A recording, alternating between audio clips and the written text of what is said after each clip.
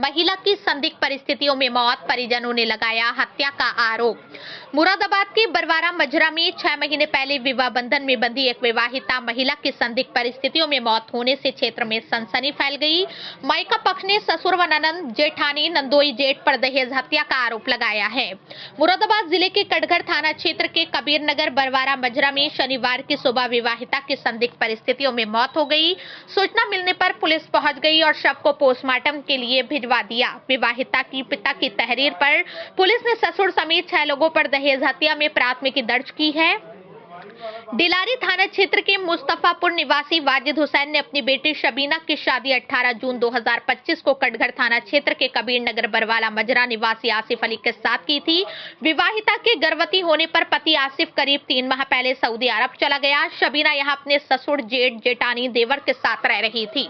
परिजनों के अनुसार शनिवार की सुबह करीब 6 बजे शबीना का शव उसके कमरे के बाहर मिला। साथ में रह रही उसकी छोटी बहन ने शबीना के फोन से घर पर परिजनों को सूचना दी। इसकी जानकारी मिलने पर शबीना के पिता वाजिद हुसैन अपने परिजनों के साथ मौके पर पहुंच गए और उन्होंने दहेज हत्या का आरोप लगाते हुए पुलिस को सूचना दी।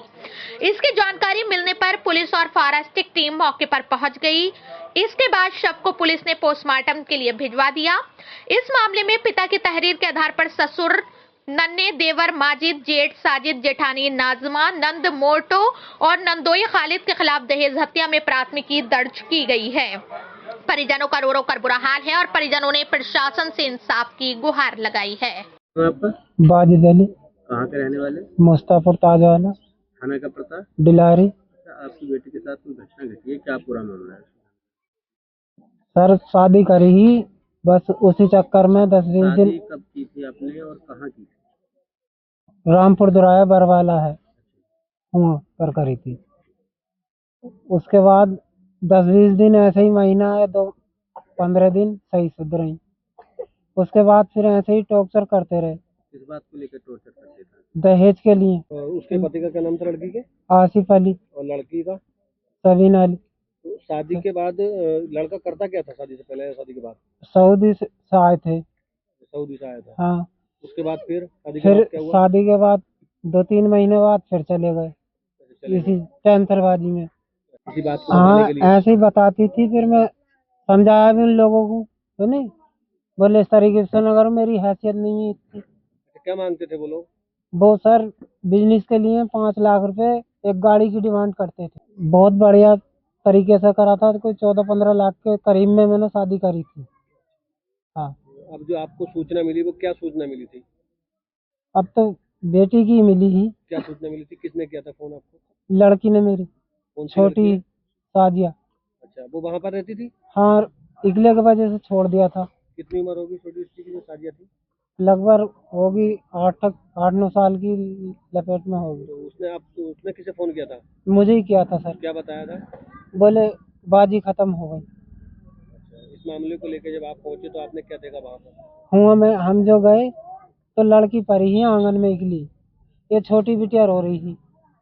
बाकी उसके परिवार वाले कोई नहीं हाथ आया, सब अन्य कोई मोहल्लेदार था। इस संख्या में यही है सर, मारी हुई है। ससुर है, जेठानी है उनकी। ससुर का क्या नाम है? नन्हे प्रधान कहना है। ये क्या करते हैं? कुछ नहीं करते।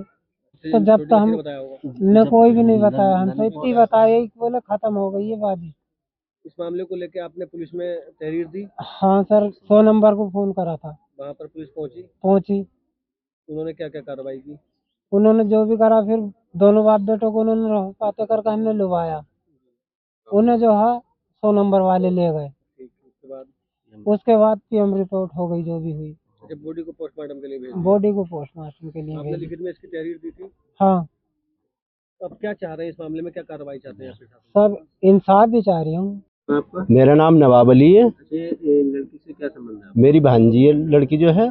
तो लड़की जो भांजी खत्म हुई है, जी जी जी, उसको लेकर आपको क्या जानकारी मिली है? मेरी जानकारी ये मिली है कि बेनोई साहब का फोन आया था मेरे पास में कि मैं दूर हूँ और तुम चले जाओ जल्दी। तो जैसे मैं पहले पहुंचा तो मेरे पहुंचने पे जैसे कि लड़की खत्म हुई है के घर में माहौल होता कि जैसे कि गमी का, वैसे कुछ नहीं था। लड़की का ससुर जो था तो वो बाहर टहल लिया था, दरवाजा लगा हुआ था, कोई भी मोहल्ले वाला लड़की के घर में कोई नहीं था। और जेठानी थी, उसमें भी ऐसा नहीं लग रहा था कि जैसे गम का माहौल। सिर्फ मेरी भांजी, जो छोटी भांजी, वो रो रही थी। और मुझे देख कर नन्ना ये कह कर निकला कि तुम कैसे आ गए, और नन्ना फरार हो गया। फिर उसके बाद में मेरे बनोई साहब पहुंचे कुछ टाइम में। फिर हमने इन्हें 100 नंबर को 112 नंबर पर कॉल करी, वो लोग आए, मोहल्ले वाले भी आए। फिर मोहल्ले वालों से हमने कहा कि इनको बुलाओ। मोहल्ले वालों ने उन्हें समझा के बुलाया। फिर 100 नंबर वालों को हमने सौंप दिया। और फिर हमने कटघर थाने में अपनी तहरीर दी है बनोई को लेके। और हम जो चाह रहे हैं तो सिर्फ इंसाफ चाह रहे हैं, ताकि आने वाली बेटियों के ताई भी इंसाफ ही मिले, और कोई कदम ऐसा कोई ना उठाए किसी की बेटी के लिए।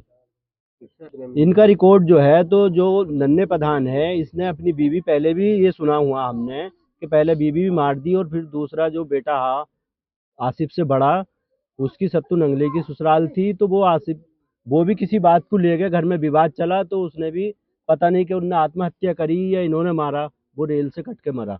ये सुनने में मोहल्ले वालों ने हमें बताया ये चीज।